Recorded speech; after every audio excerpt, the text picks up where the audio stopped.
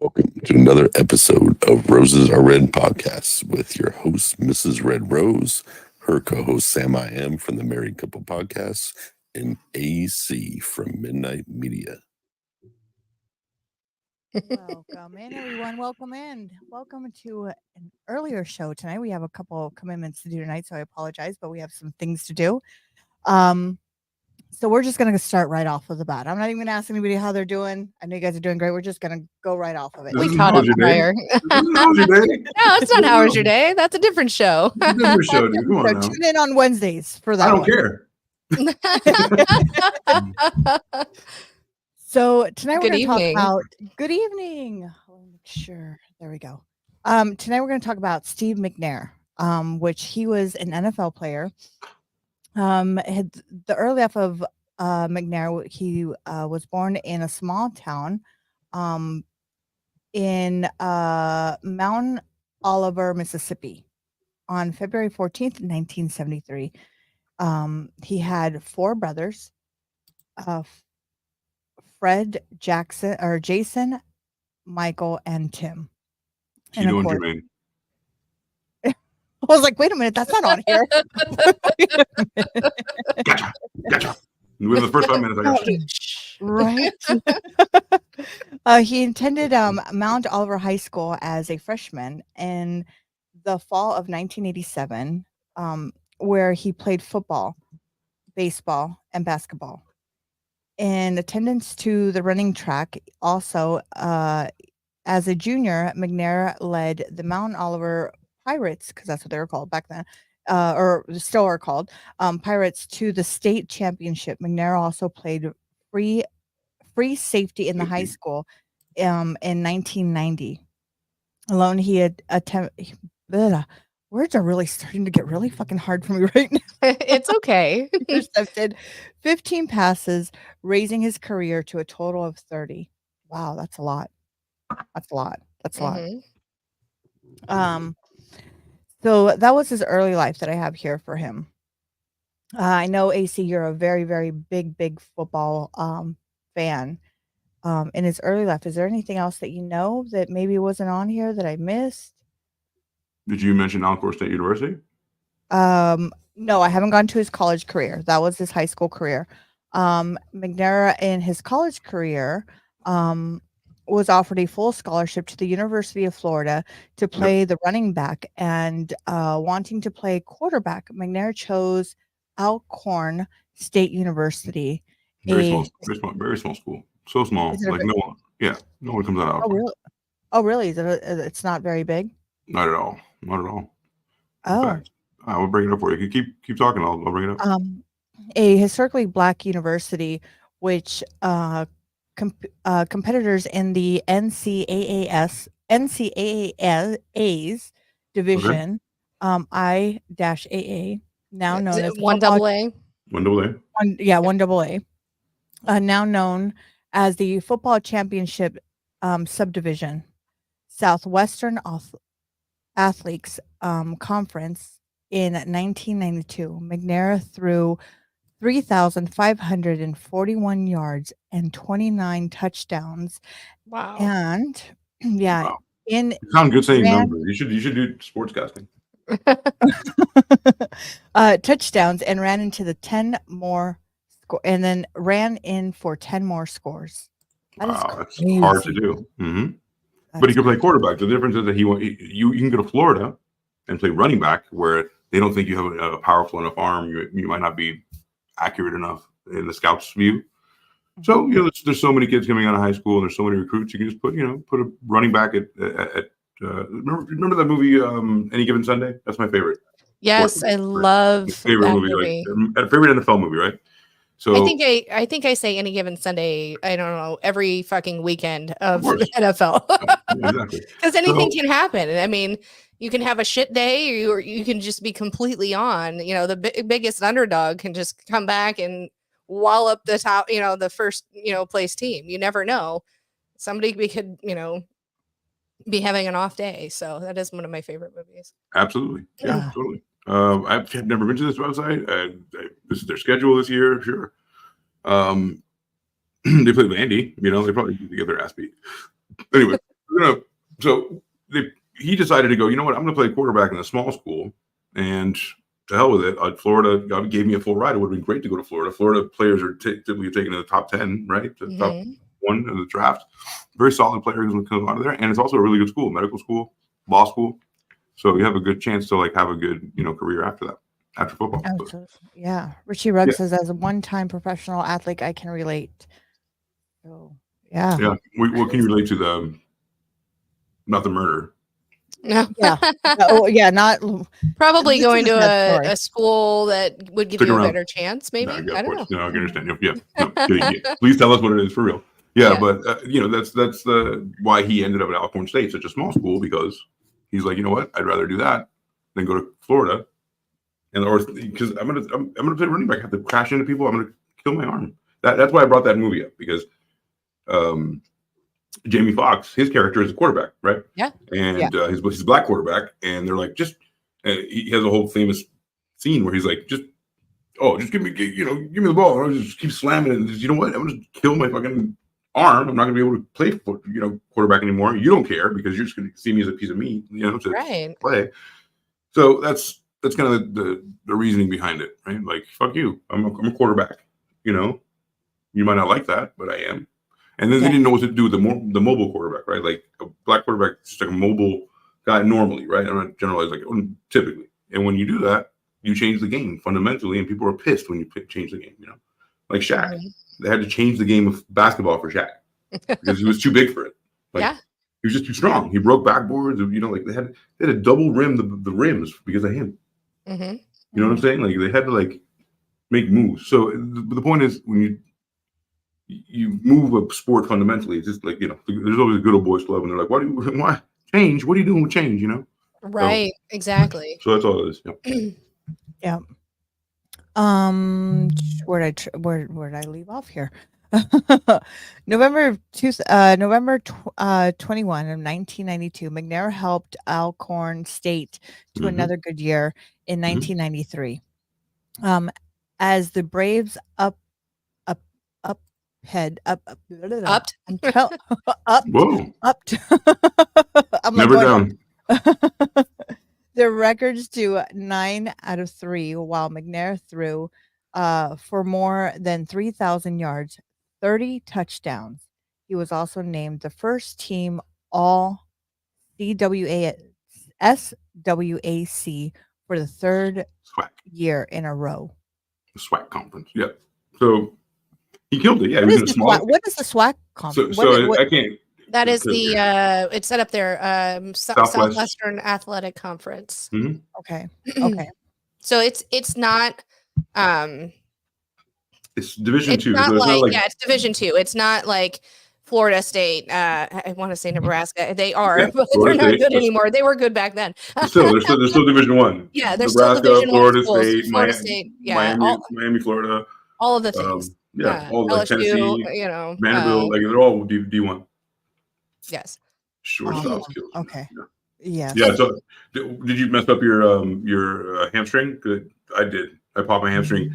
I played football, and I was running down to get a kickoff on the Headhunters team, and I just dove the wrong way, popped my hamstring. I missed a half a year. It sucked. I think he was the first great black quarterback. Yeah. Could be. Then Warren Moon. Yeah. The Warren Moon. I'll raise you more Warren Moon. Sorry. So we'll fast forward a little bit to 1995, 1996. With the third overall pick in 1995 NFL draft, the Houston Oilers. Select. Yep, the new head coach Jeff Fisher selected McNair, making him to be sorry guys, I do apologize. Right. Making him at the time of his highlights draft African American quarterback in the NFL history, and signing him to a 7-year contract. Wow, 7 years. Yeah. Well, it's crazy. I mean, as a D2 quarterback, to be drafted third overall is pretty fucking amazing. You know what I mean? He wasn't in one of those top school or D1 schools where he's getting noticed as much. Of course he had a phenomenal college career, but I think it's amazing to be drafted 3rd overall and Sure. in a D2 And come school. from August, and also, Yeah. you run the risk of injury, right? So you could go to the small school and you get injured, and then you get buried in the depth chart. You never play, and then you're like in the small school and you still don't play. So it also the best ability is durability. Agreed. So and then he got drafted by the Oilers, right? Which then became, let me put in perspective for those people who don't know about football. Right. They become the Tennessee Titans, right? Because the Houston Oilers leave Houston and move to Tennessee. Jeff Fisher, the guy you just mentioned, is the guy with the mustache, kind of the Walrus clan in the NFL, and he's a cool guy. He's like LA Rams. He's like a really LA guy, whatever. So he takes Steve McNair, but then they move to Tennessee. The Oilers, there's no team in Houston until 2002. Flash forward to 2002. That's when the Houston Texans come on the scene, right? And that's the new team that in Houston, the all blue, thing. So. But they did go to the Super Bowl in 1999, correct? As the Oilers, if I'm not mistaken, right? I know it looks like their Super Bowl season. The team officially changed its name from the Oilers to the Titans for the 1999 season as they debuted in the new stadium. And they went to the Super Bowl as the Titans. Am I correct with that? Yeah, and that was not a coincidence. Think about that. Every time something happens, like Twin Towers fall, the Patriots win. You know what I mean? Like, come on, man. Now you're telling me they were sucking prior to that too. You're gonna piss on my leg and tell me it's raining right now, right? I know it. So Andrew, he was a quarterback, and he was really, really good. We have Andrew here. He says, "Air McNair. He was a beast. Played Nebraska, tough back in the mid '90s. Tragic end to a great person." Hey, Andrew. Andrew was just on How Was Your Day with Motormouth Joe as they recapped their weekend of Joe's bachelor party. So thank you for listening. Oh, how was appreciate that? it. Oh my gosh, it was crazy. And then Dave says the Oilers never went to the Super Bowl. The Titans went to the Super Bowl and played in the best Super Bowl or one of the closest ever half yard. I don't want to get into the weeds of that, but like that year, the fucked up part is that year. I'll tell you another story. So that year they left Houston high and dry. And they just gave Tennessee the Super Bowl. That's just what it was like. And in the same way, 1990. Was it 99 as well? 98? Cleveland Browns left and became the Ravens, right? So the Cleveland Browns left and became the Ravens. And that was the year that they had all the Ray Lewis and fucking Shockley, like everybody. You know what I mean? Like they had a stacked team and they just left in the middle of the night. Yep. Now, AC, I know you followed, I know you. Dave said the Oilers never went to the Super Bowl. The Titans went to the Super Bowl and played in the best Super Bowl or one of the closest ever. 1/2 yard. Yeah, that's true. So I do have a question for you, AC, because I know you watch a lot of football, and I know I'm not very smart in football. We'll just put it that way. Do you think football in that year, in the 1990s, coming up to the 2000s, the 1990s, was a better football teams ever played versus the teams that are now in 2024, in 2023? Let's say 2022. From that point on, do you think the teams back then were better? They played more like. Are you asking me to take 20 years of like thing and then compare it to 2 years? Or take it down to 2020. 2020, till now. Do you think that, or what? Is the end result of this question to illustrate how bad we're in decline the last 4 years? That's what I'm saying. Do you think back then it was better? Football was more, there was more respect, or was it the players played harder? The players loved the game better? Like, what do you think changed into that football season? I don't see it that way. I see it as. I think the game has changed. I think the game has different rules. Yeah, they've implemented more rules to make it safer. I don't. Like, I think they make enough money to make the choice if they want to be safe or not. There should be a non-safe league. There should be a league where they have like pitchforks.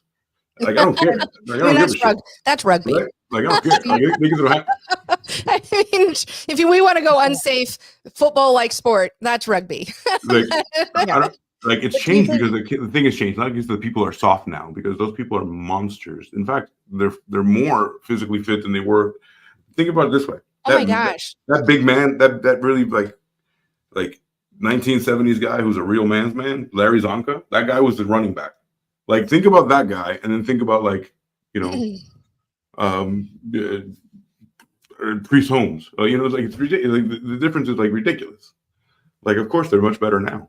Actually, they have better conditioning, they have better drugs, they have better everything. Right. Now, do you are you mad about the kneeling? No. I like I said, I don't know very much about football, but I do know when Junior Seance passed away. Mm-hmm. I do know a lot of rules changed because I heard about it a lot from a lot of people. Like I said, I don't know anything about football. I can't tell you what I know from then to now to what's going on. I'm just asking questions because I know you like football a lot. And you also have a channel that you feature football and you talk about stuff like that.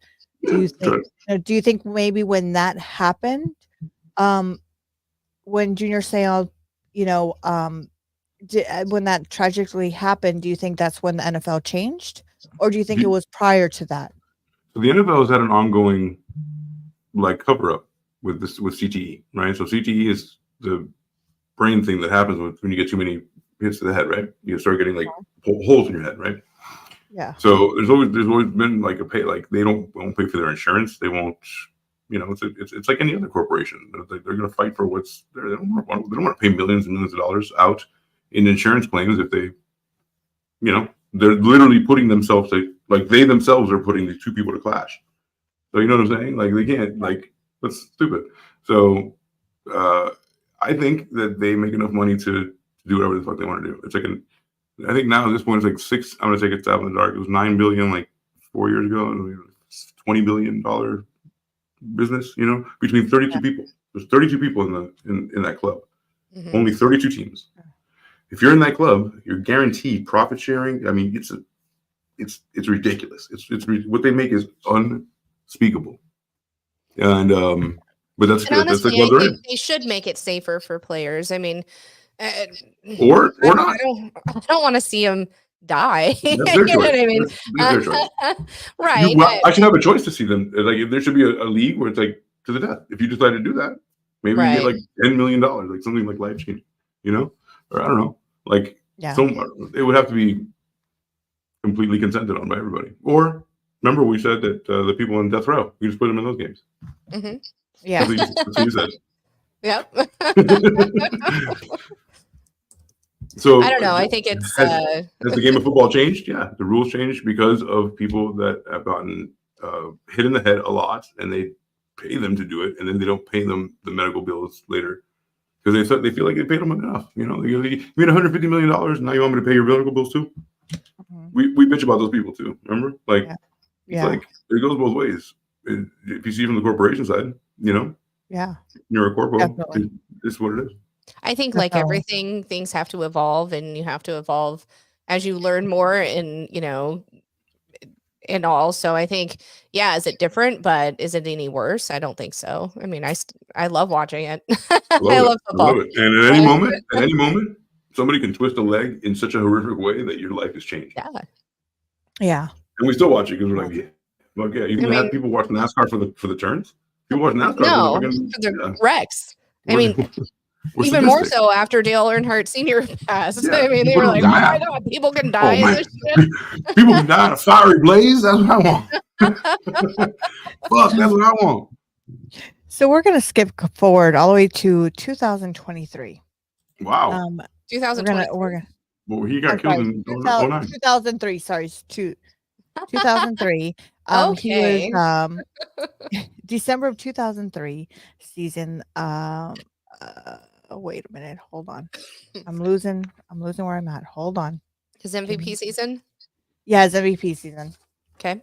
Trying Do you want me to read that little blurb yes, there? Please. Okay. Yes. So in December of 2003, season, an injured calf and ankle kept McNair sidelined for 2 games, though he still finished with the best numbers of his career, including 3,215 passing yards, 24 touchdown passes, words are hard, and just 7 interceptions. The quarterback and a quarterback rating of 100.4. The Titans finished 12-4, the same record as the Colts, but Indianapolis took the AFC South division by virtue of its 2 victories over Tennessee, which that happens. McNair and the Colts quarterback Peyton Manning were named co-NFL MVPs following the 2003 season, which ended for the Titans in a playoff loss to the eventual Super Bowl champion New England Patriots. Yeah. That's kind of when they were hugely on fire. The Patriots. McNair finished the 2003 season as the league leader in passing rating and became the youngest NFL player in history to pass for 20,000 yards and run for 3,000 yards. That's impressive. He played ball. He played serious ball. And that's why he didn't want to compromise himself and be a running back, because he could throw like that. You know, so, well, I mean, a quarterback that can be a running back is golden, right? I mean, a quarterback that can run. You know what that sounds to me like? That sounds to me like a quarterback that gets hurt a lot. Well, you know probably. What I mean? Yeah, so it's a gamble. So it is. Dave wants to know who's winning the Bucks. It's fake football right now. But we are playing each other crazy in fake football. Yes, you do. So he was badass. He put his life on the line. He really did. He was a good teammate. Like number 27 there, Eddie George, was a good friend of his too. So that's why I was kind of senseless. So he had a great couple seasons, not just a good couple seasons. He had great, like Peyton Manning style, like co-MVP style seasons. Co-MVP with Peyton Manning. I mean, how many? He's so revered as one of the best quarterbacks in history of all time. Yeah, and how cool is that? I mean, I don't know. Sad that life's get cut short. So yeah, let's get to why we're here. Let's go down to his personal life. We'll go down. We'll skip all that, so we know that he was a great football player. Wonderful. Would you like me to? Would you like me to read the? Would you like me to? Do you have a copy to read? Do you have stuff to read? No. Go ahead. No. Where are we going from here? That way I want to know. So now we know what type of football player he was. Now we know who this person was, what type of football player he was. He was really well loved, and he was an amazing football player that did so much in football. As far as we know. As far as we know from. We have no idea. From what we have here. Yeah. Now his personal life, there's a little bit of a difference. His personal life. McNair was married to Michelle McNair on June 21, 1997, until his death. He split his time between a farm in Mississippi and Nashville, Tennessee. McNair had 2 sons with Michelle, and their son's name is Tyler and Trenton. Okay. Trenton, and 2 sons and two sons, Stephen, right, Jr., Lee Trail McNair Jr. and Stephen O'Brien McNair. Hold on. So 2 of his kids were named after him, almost. Okay. Like George Foreman.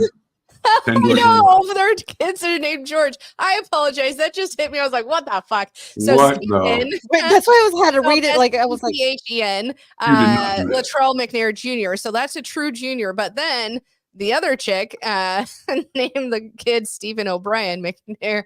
Killed it. With a V. So it's different, but same name, different kid. With 2 other women before he and Michelle married. So these are previous kids. McNair earned the nickname Air McNair in high school. He opened his own his own restaurant in Nashville, which he named Gridiron 9. Gridiron 9. That's an interesting name. Well, the gridiron, football. And his number's 9. Yeah. NFL linebacker DeMario Davis is his cousin. Oh, nice. Nice. I think I knew that. Linebacker. Sorry, linebacker. I apologize, linebacker. You're good. Now here we go. On July 4th, 2009, McNair was found dead from Oof. multiple gunshots, wounded, along with the body of a 20-year-old woman named Sahel So Jenny Kenzemi. Kazemi? Kazemi, that sounds right. Okay, in a condominium rented by McNair. So McNair had a rental condo where people would where he kind of lived like the bachelor life, I guess. I Nice. guess away from home where you could do things that you didn't want your wife to find out. Right. Assuming. Yeah, you a know. fuck house. Yeah, you know that. Unfortunately, his life was taken too short in 09, July 4th, which is interesting because July 4th, wow, July 4th is Lots of interesting shit 'cause- happens on that day. Gotcha. Not just People are very active. Yeah. Yeah. Very, very active. Yeah, for sure. Let's. I think this news. Is this news clip relevant for now? That one we're gonna play at the end. This Okay. one has to do with the Suns. So we'll play that one George at the end. Foreman even named his daughter George. Yeah. So He named every kid. I can't believe Every it. kid that they have, his name is George, I can't believe it. including the girls, which Really? is insane. Yeah. Okay. I know we're missing some commentary. I do apologize. Let's see. Dave said, who's winning the Buck Dolphins games right now? Anybody know? Nope. Tom Brady GOAT. Or they ever ran. Oh god. Yeah. Freaking oh, why? Tom Are we Brady talking can't about? run. He Okay. never could. That's why he had to make better with everything else because he couldn't fucking run.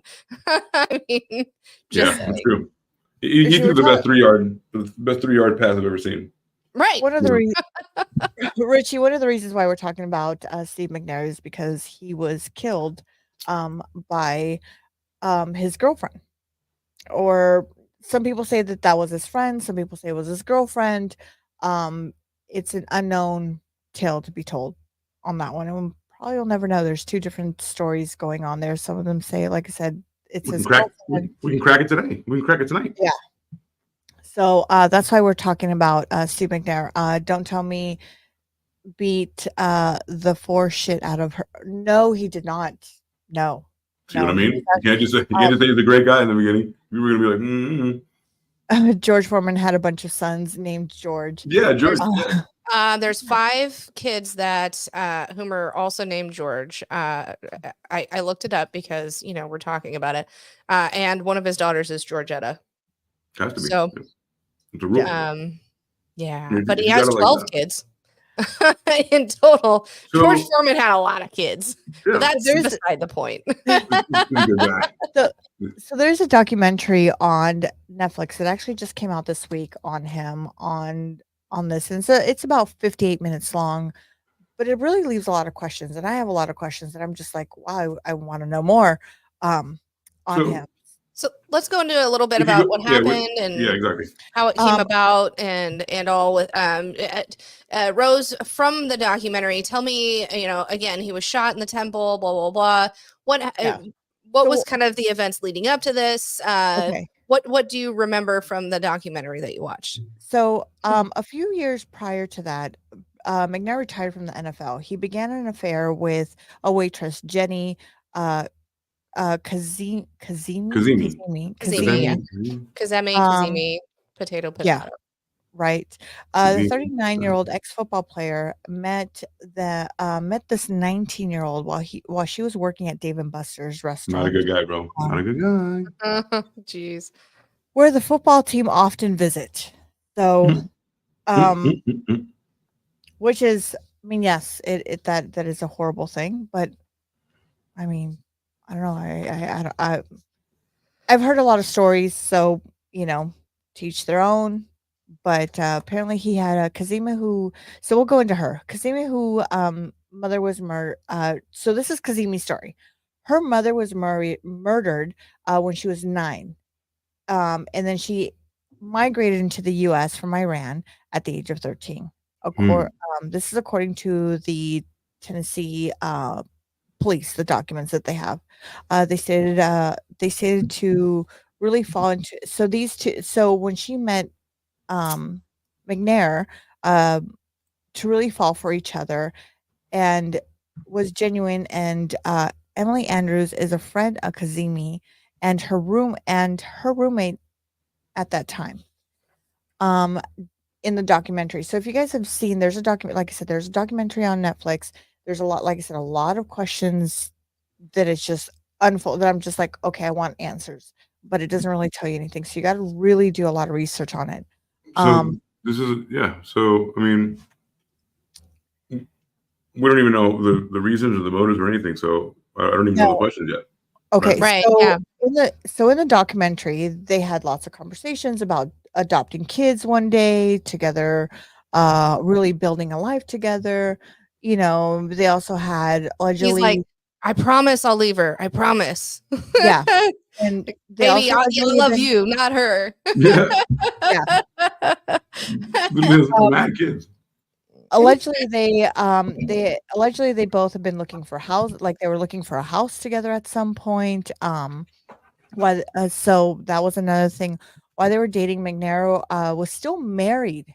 He was Yeah. still married to his wife for over a decade, which is crazy. Tax purposes. Yeah, yeah. McNair didn't try to hide his flirting or with Kazemi. There's pictures of her. They would be on trips. They would go to Hawaii. They would go on vacations. They would go to Florida. They would go to Vegas. She even visited McNair's farm in Mississippi, and they both met With each his other. wife there? Family. No, without Where was her. the wife? On vacation? I'm Here, assuming home, get the taking fuck care of the out. kids. I have some. But that's where why wouldn't she be living on the farm in Mississippi instead of? Yeah, I mean, I can see. Okay, he was a Titan, right? I mean, I can see maybe having a house initially in Nashville He's from because Mississippi. of the team. You know what I mean? Whatever. But once he retired, which he had retired a year before he was murdered, you know, I mean, why if she visits Mississippi farm, that's where her family should be, correct? She wouldn't come out. The wife doesn't come out and say anything. Nothing on the documentary. You don't see her at all. You I just mean, see I his probably friends. wouldn't either. Um, Or I would. I'd be like, that motherfucker. right? But I'm also wondering, how would you not know? I mean, these pictures have to be public, right? I mean, Well, if they didn't hide it. public. What They are pictures? public. There are pictures of them, like they're like at some beach in Florida, parachuting. There is a lot of pictures of them together, him and her. But maybe they had an arrangement. I mean, there's rumors that Dolly Parton and her husband have an arrangement where what happens on the road stays on the road. You know what I mean? Yeah. That sort of thing. I don't know. But I mean, and honestly, if they did, maybe she's like, I just don't want the fucking drama. I don't fucking care. These are people who make like upwards of like in their career, you know, $75 million, like 80, like this is like fucking money. It's like it doesn't matter anymore. Like who you fuck. Who are you to tell me anything? You know what I mean? It's like fuck you money. At that point, it's like I don't really. It is fucking money. Yeah. So if you want to. Sorry. So he told her at one point that he was going to divorce his wife and marry her. Per the documentary, that's what it says. The investigation obtained by the Tennessee investigators there that was something that he was going to do. He was going to leave her, but he bought her a Cadillac, and the agreement was on this Cadillac that he bought her. Escalade was that The wife, the girlfriend, okay. He was going to leave the girlfriend. Kazemi is the girlfriend. He was going to leave the wife. He was going to leave the wife to marry Jenny. He was going to go ahead and marry Jenny. Now, Jenny from the block. Sorry, I'm right. my And so that was his thing. But the agreement on this Cadillac that he bought her was to where she was going to make the payments. He just did the down payment on this caddy that he bought her. That's a fucking shit deal. So if you're gonna buy me a fucking Cadillac, buy me a fucking Cadillac, man. Yeah. Sorry, I don't mean to keep interrupting you. I'm just trying to No, comment on what no you're saying. no worries. Kazemi, so on July 2nd, Kazemi was arrested on a DUI charge when pulled over with over and she was really mad at him because he wouldn't come and pick her up. He wouldn't come and till like a little bit later on he delayed the bail. He eventually came and bailed her out, but it wasn't him. He sent somebody to bail her out. So he was really, really upset. She was really mad about that. So he was in the passenger seat? No, he was not in the he was nowhere. He was out doing his own thing, you know, whatever that is of what he was Probably doing. church. Okay, sorry. I might be reading that wrong. I apologize. I will quit reading ahead and let you tell me what's going on. And this is from the documentary that I saw. Okay, So okay. There's a lot of information though. Yeah, I'm telling you, it's so much that it's like from what you see online to what you see on the documentary is completely like We got to touch on both of them. yeah. She got a DUI, and on that DUI, she called him and asked him, "Hey, you need to come bail me out. I'm stuck over here." Blah blah blah. He said, "Yeah, kind of basically, yeah, I'll get to you." You know, and didn't, and she got really pissed. I Got really mean, mad. I'd be mad too. Several hours after McNair sprung her from jail, Kazemi's jealousy and fury reached a boiling point. She paid $100 for a 9mm pistol. Mhm. What? That was on July 3rd. She paid for this pistol. on July $100? 3rd. That's cheap. That's a cheap ass pistol. It is a cheap Those ass little, fucking those little pistol. Derringer bullets doesn't do anything. It's airsoft. Yeah. Well, no, a 9mm is not. Yeah, I know. It'll put a hole in you. It definitely will. For sure. It's will. right below a 40. I mean, you know what I mean? Yep. It doesn't have as much kick, which most women get a 9mm because of that. Mhm. But And so she had like she was panicking. People known they saw her stressed out. They noticed a difference in her. She was really stressed. They noticed that she was stressed financially. And she's she, how the fuck can you daddy do? money. He needs because to she start was paying some shit. well, he was paying for her Of stuff. course, he was paying $1,000 a month. He was. Yeah, he Wow. was. Yeah, right here. And Miss then Emmy's roommate is responsible for the $1,000 a month rent. She failed to sell her car, and McNair apparently saddled her with the monthly payments, now with the Cadillac, because Emmy was buried in bills with her family and living far away in Florida, so she felt overwhelmed. Yeah. Got it. So then she told her nighttime worker, Kazemi allegedly told her night shift manager, "My life is just shit, and I should just end it." It's true. You know. I mean, don't do that. Yeah. You know. Which is just, I mean, that's crazy to tell somebody. No, I'm in there. You know, but then the next day, you know. Been there. Yeah.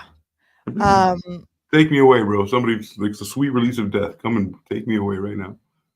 Yeah. Oh, yeah. I mean, Kazemi was experiencing money issues and had bills, collectors calling her. She told friends, I know she was stressed out. Her ex-boyfriend, Keith Nordfeet, which this is another boyfriend. This is the boyfriend she had before Kazemi. And there is a podcast. For McNair. Yeah. For McNair, because Emmy is right. So it's.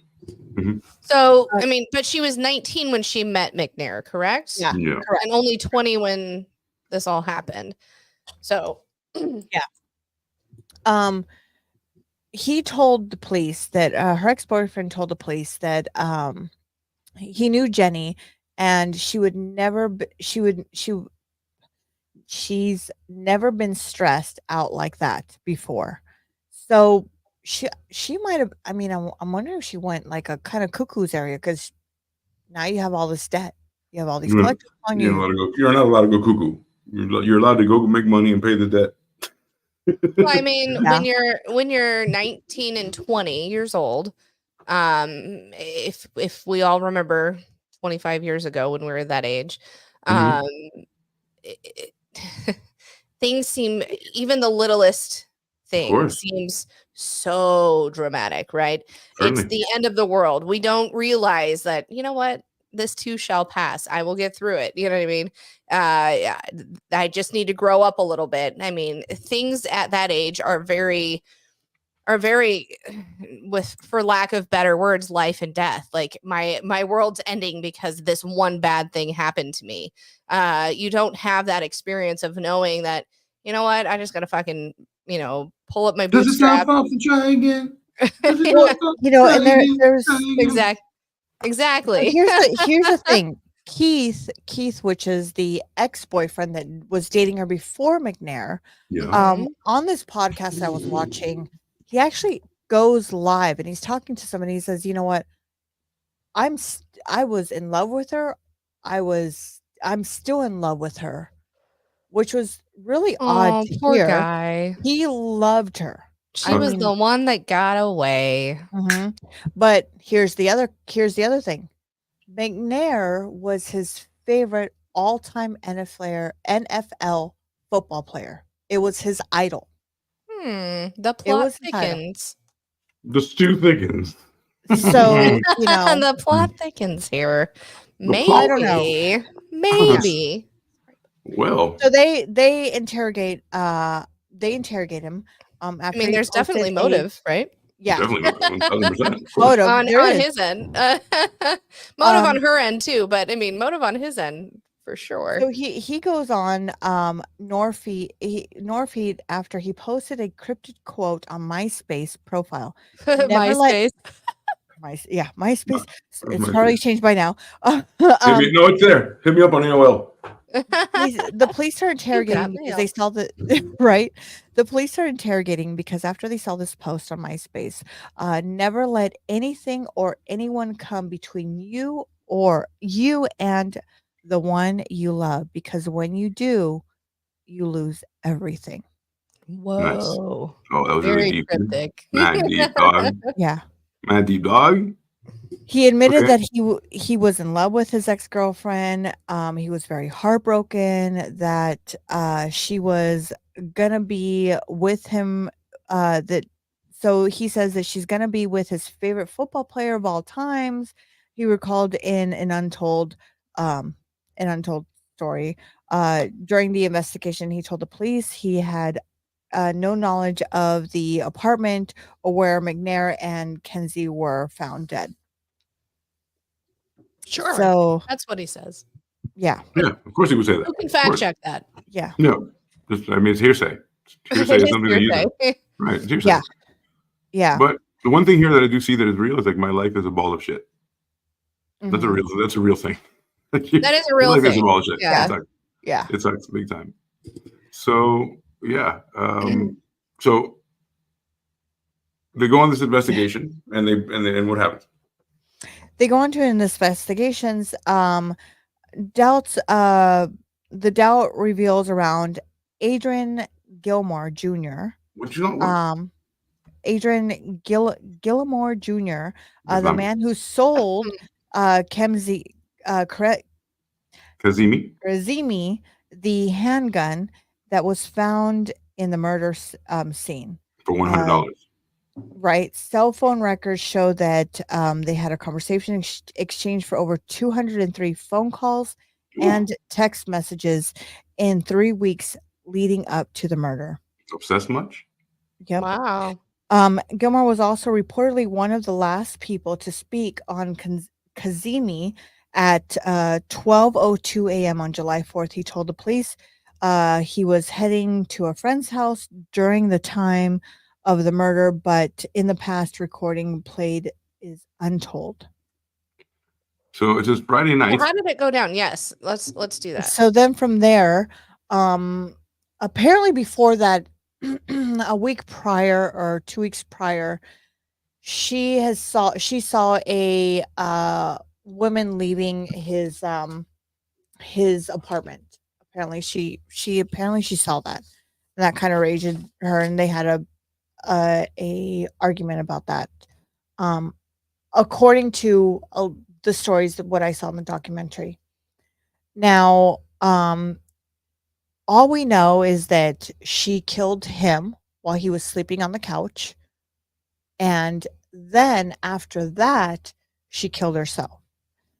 Now in the documentary, it shows that his friend, which is, where did I put that?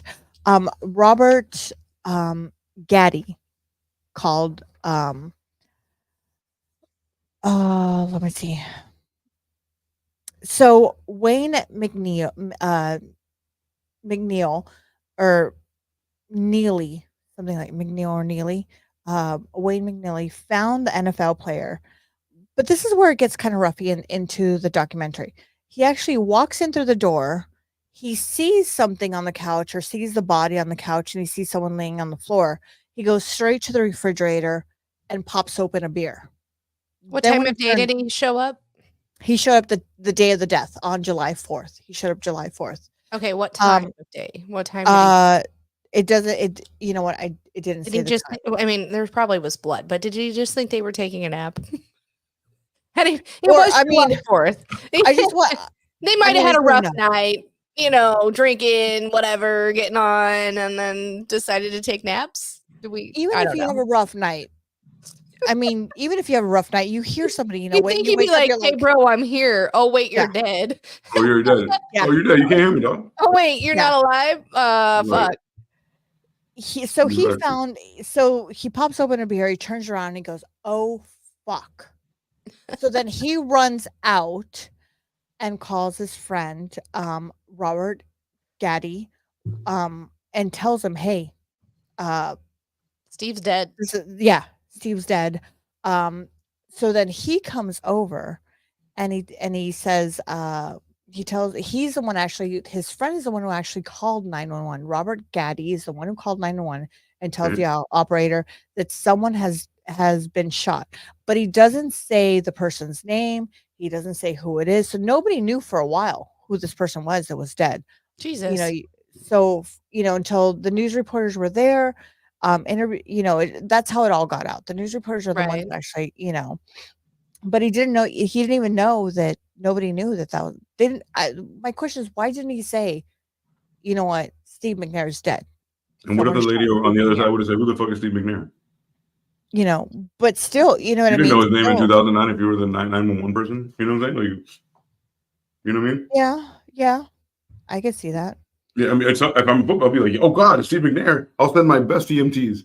Yeah. But I don't know. Also, I those mean, people I live get in that. communities that have But their it own happened shit. in Nashville. They would have probably known who he was. In the richest part of Nashville. Like, of course they would know. Yeah, of course. I mean, that's what I'm saying. What if it's a woman?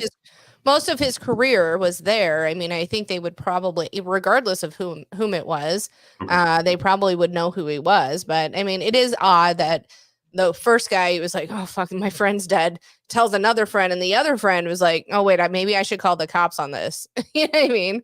That is a little sus.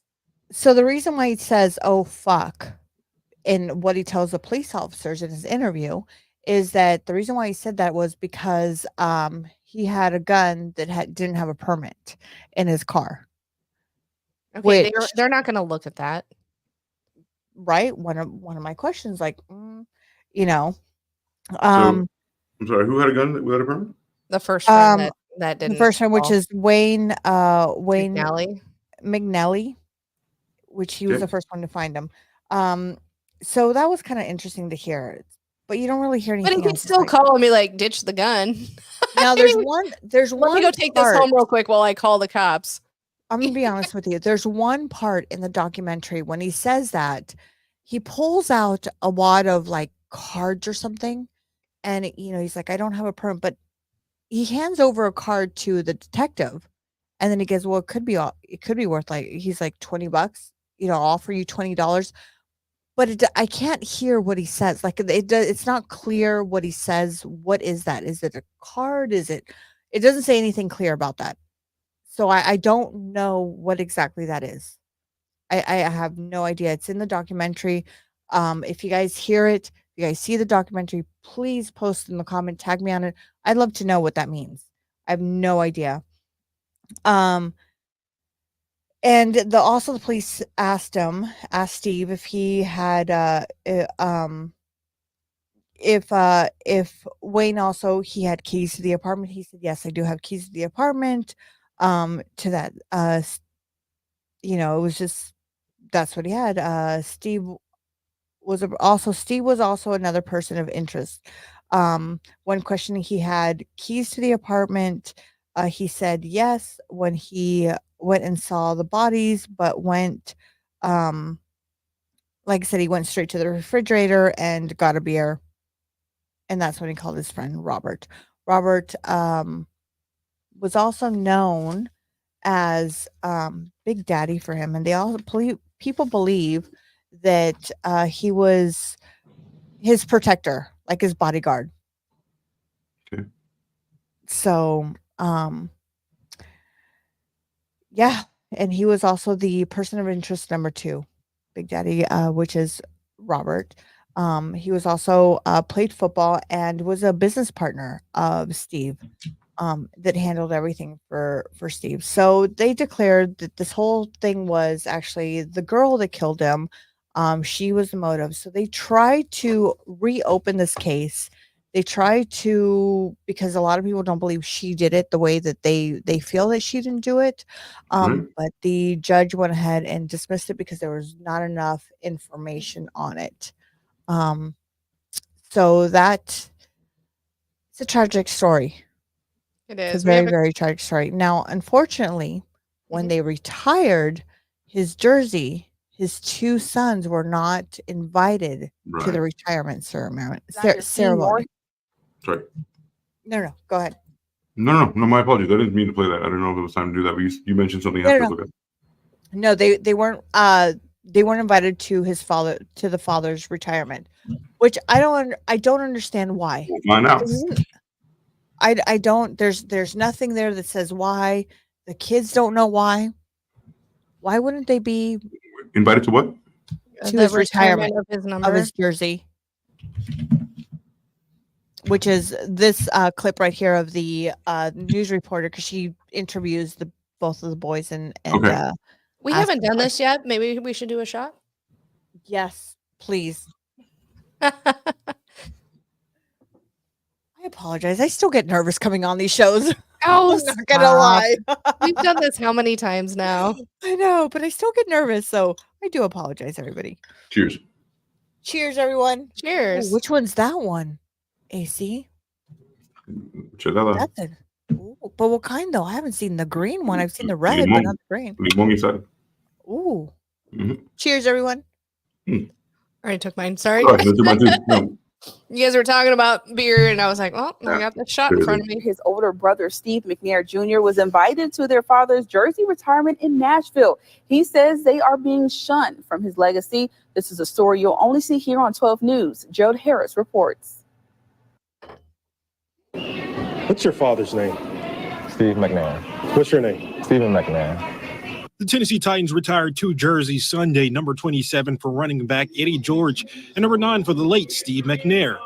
McNair starred for the Titans following a stellar career at Alcorn State University. Sadly, he was murdered on July 4th, 2009. Honoring my father for the hero that he was, for the incredible athlete that he was. But with the pomp and circumstance and overall emotion of the moment, 2 key figures in the life of Steve McNair were missing. What we expected, we made all kind of preparations to be there. My brother has a family, so it takes time to actually get everything together, just to realize that, hey, we never received a phone call, we never received the invite. Stephen's family reached out to the Titans organization. They said McNair's widow was in charge of the invitations.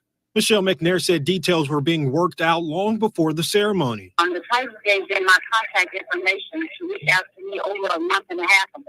According to the family of Stephen, it wasn't until 9:12 a.m. Sunday morning, hours before kickoff, until Michelle McNair responded to Stephen's request to be present for the moment. She says that's BS. There's no way that I'm not going to invite them to something that their dad is a part of. The Titans told me they gave me their tickets, and I let them know that I had them. Michelle McNair adds she reached out a few times, including today, to secure a way for Stephen to join in. But he says he and his brother have been shut out of the lives of their younger brothers and cut off from their father's legacy. Never That have I sucks. heard Yeah. how are you, Okay. how's school? Your brothers will love to see you. Let's just have lunch, sit down. Never received any of that. Little Steven, as his family calls him, says it's time now to speak out for him and his older brother. What? Now I understand. Now I get it. We should have said that. All right, cool. You know what, Richie Ruggs, I agree with that. Anyone who finds a dead body or a body who doesn't dial 911 first knows something or is trying to hide something. What do you have to think about? Right, of course. What do we have to think? What do we have to? Let me call my lawyer first, and then 911. What? Wow. You know, I know we've missed tons of comments here. It's okay. We don't have to get to everyone. It's okay. It seems like you do it all, though, Rose. Right? So this is a story, and it's only 50. I believe like 58 minutes long. It's a Netflix documentary. But like there's a lot of questions that I have that it's left unopened. Well, one thing I understand, if Michelle McNair was put in charge of contacting all the other people, I mean, it makes sense that she probably wouldn't include. I'm not saying it's right, but let's think of this woman. Okay, so not only did her husband have 2 kids from 2 previous women, which is fine. Right. You accept them, whatever.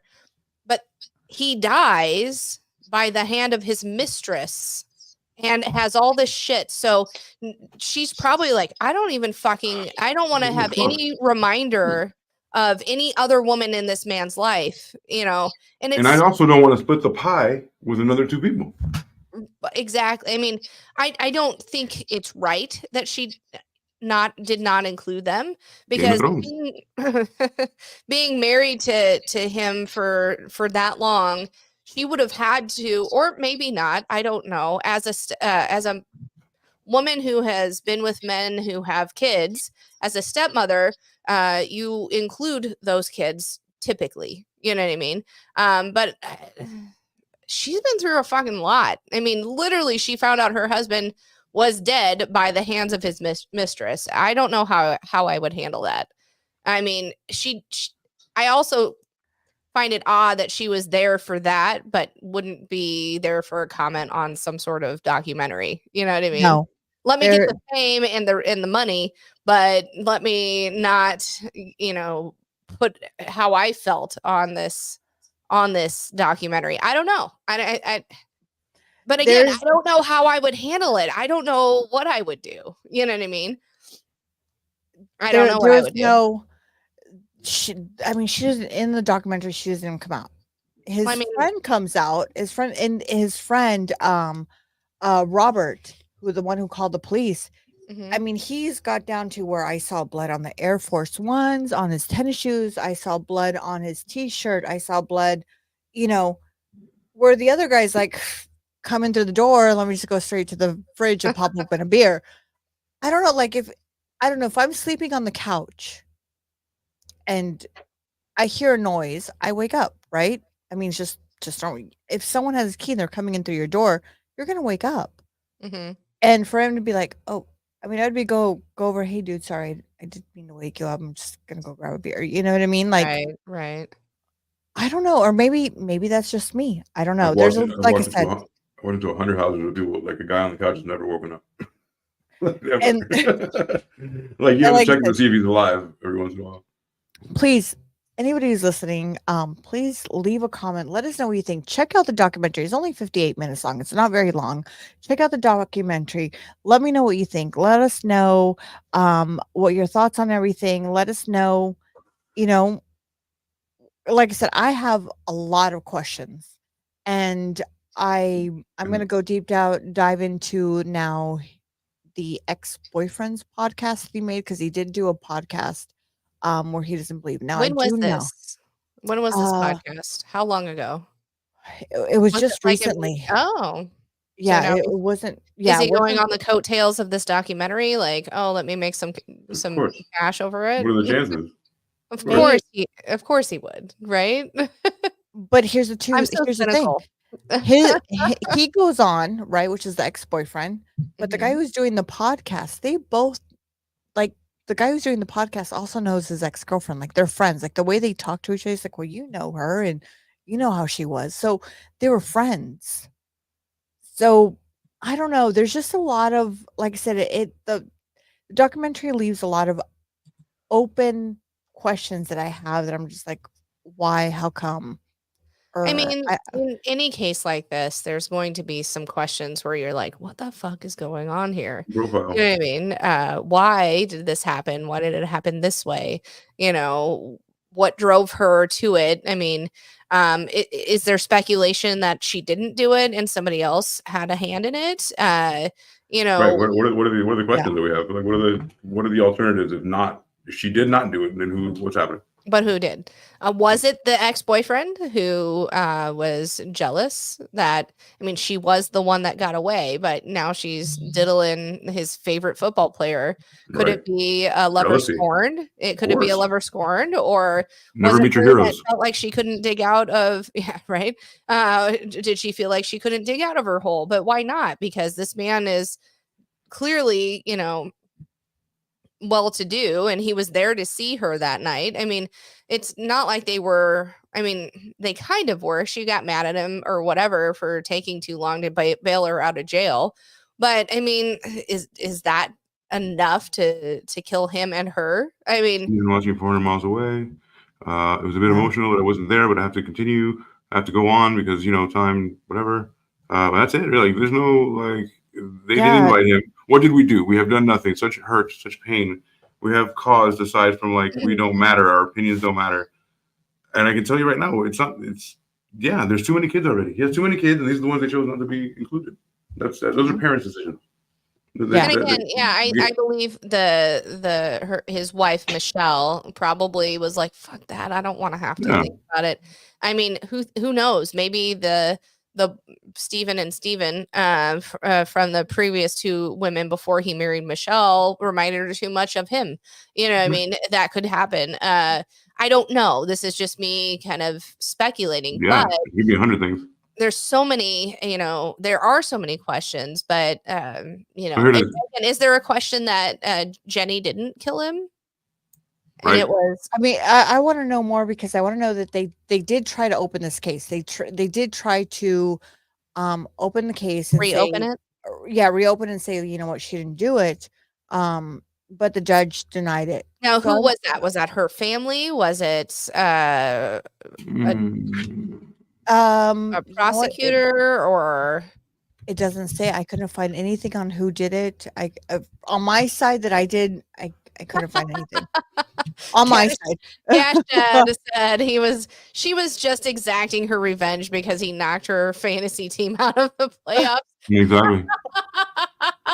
Exactly. Our fantasy Without draft Chris. is Sunday, by the way. That should be fun. Let's try to find some cheese here. Let's just dig for some cheese. Okay. It's in there. It's in there. Let's see. So married to Michelle for 12 years, right? I'm told. And then looks like he did right. Multiple women checked McNair's phone, discovered there was a ton of people that he was looking at, like really, like actually dating people on his phone. Maybe she found out. Maybe He's a she football was. player. Maybe Jenny was the lover scorned, and she, even though she was his main side chick, maybe she's like, I don't want to fucking share you, even though he's with There's a fucking. levels. He's married already. Who fucking knows? Mm-hmm. So investigator Hill, right? And then for $13,000. So Gaddy had falling out for $13,000. So okay, so there was a motive there. The $13,000 was the motive for Gaddy. Oh, Right. okay, yeah. Mm-hmm. So falling out for $13,000. But he's the one who called the cops. Right, but also called someone else first. No. The other guy, McNally, called. McNally. Okay, I'm gonna know two guys. Okay. Called Gaddy. Gaddy. And Right. then Gaddy called the cops. So, I mean, if Gaddy's calling the cops, maybe McNally had something to fucking do with it. Maybe. Exactly. I mean, you really just don't walk into somebody's fucking condo and go grab a beer without, if you see somebody on the couch and somebody on the floor and you don't check on them, you'd be like, dude, you awake? But I'm also just really devil's advocate. I've also walked into a lot of places in college where somebody's on the couch just sleeping, and I grab a beer, and it's not my problem. My initial thought was, do you guys party too hard last night? It is 4th of July, it is the day people fucking day drink all the time. Maybe you fucking just tied one on too much. Who fucking knows? Yeah. So, and he goes, I think I'll ask him for his resume. This guy's about this guy. So Gaddy said, "You think I'm involved with my best friend's murder over $13,000? I've had to listen to ridiculing conspiracy theories, but deep down, and I'm feeling this weight. And only if I had an argument with McNair, I would have been there. So it's not about so he's not saying it's about $13,000. You can kill him over $13,000. He's No, like, dude, so in I'm the there documentary- regardless. In the documentary, he says there's 2 checks written for 13,000, but he doesn't explain anything about these checks. Like I'm like going, okay, what are these checks are? What? Like I said, there's so many questions that. So don't watch this documentary because you're not going to learn anything.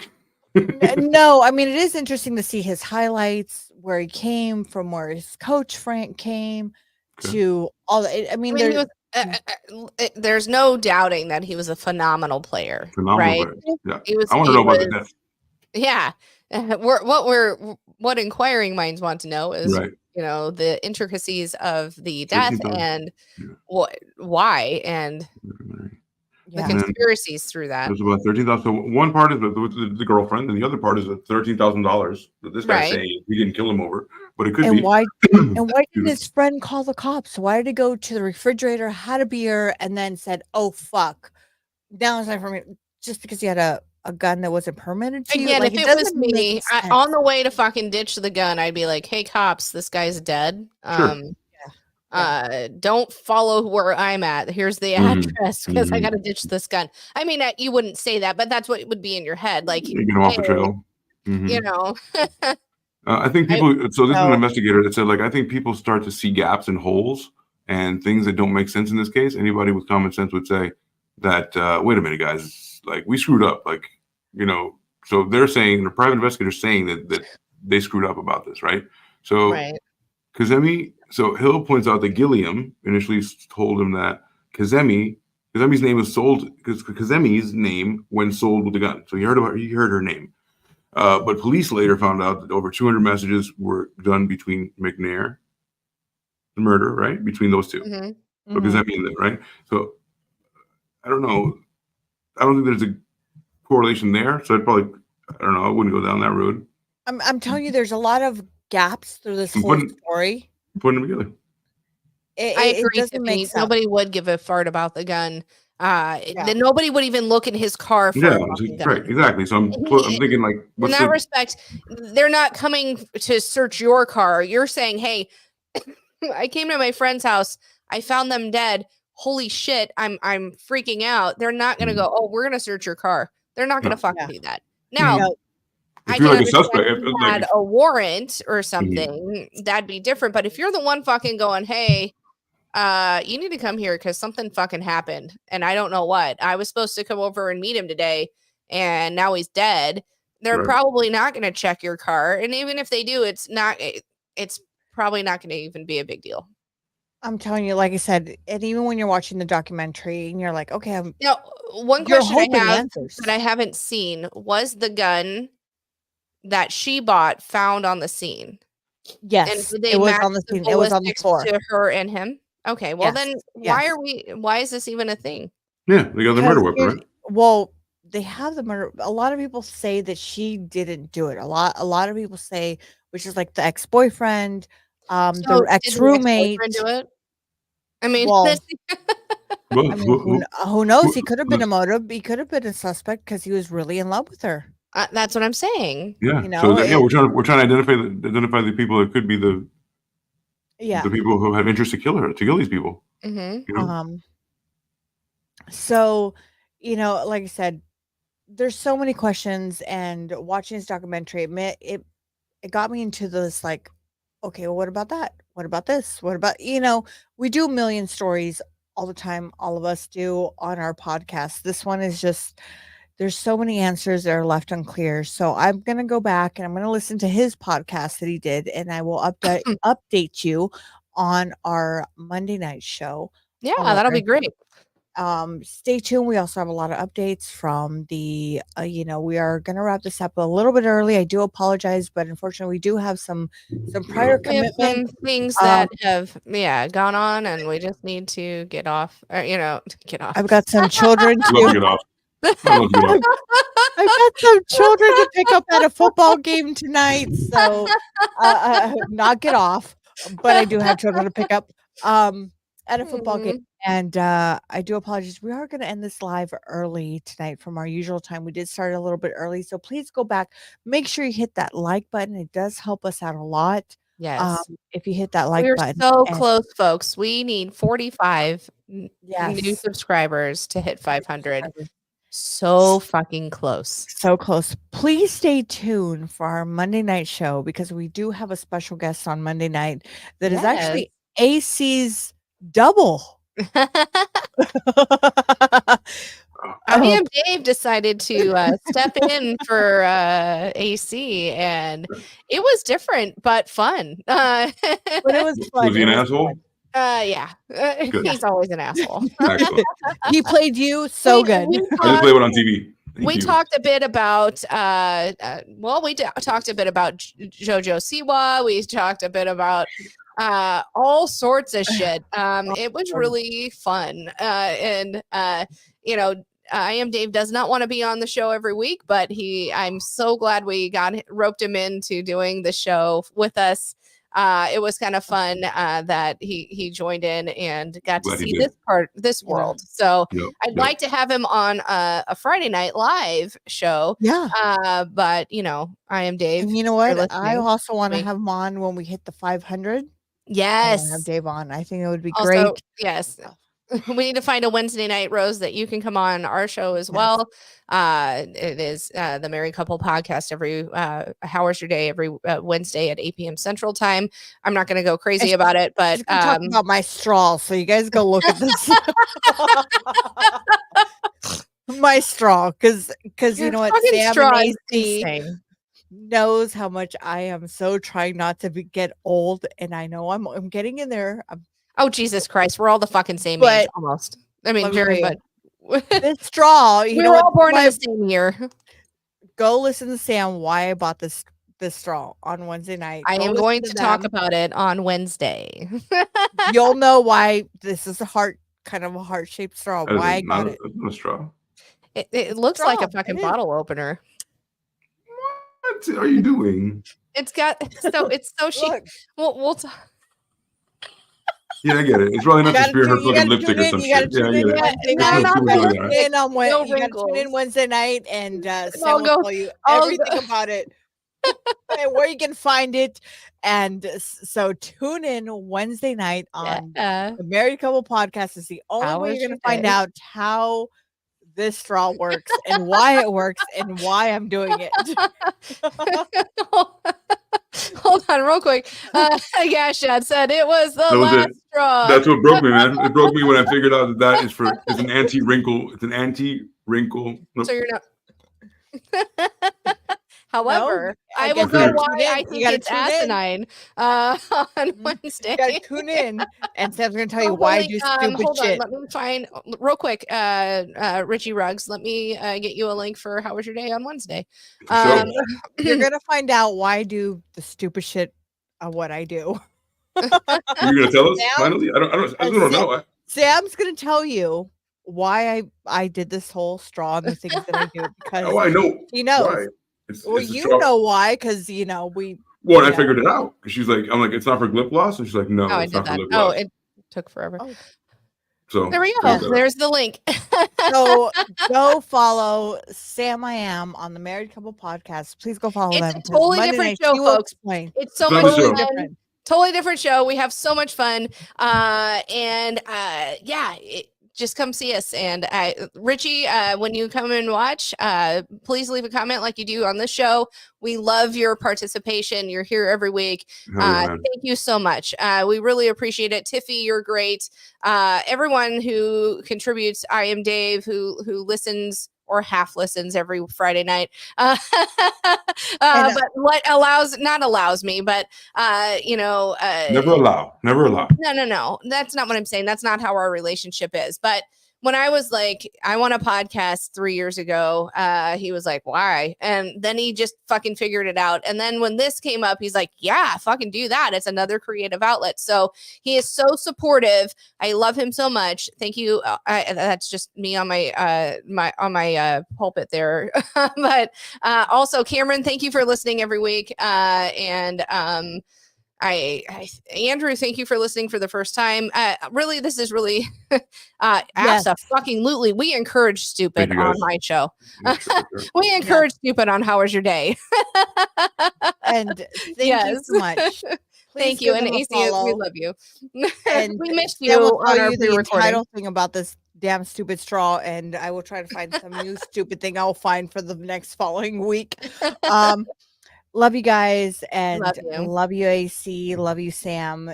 Love you, Dave, because Dave is the one who does the background of our show. So love you, Dave. Thank you for everything. Thank you, Sam. Thank you, AC, for always being here. And we will see you guys.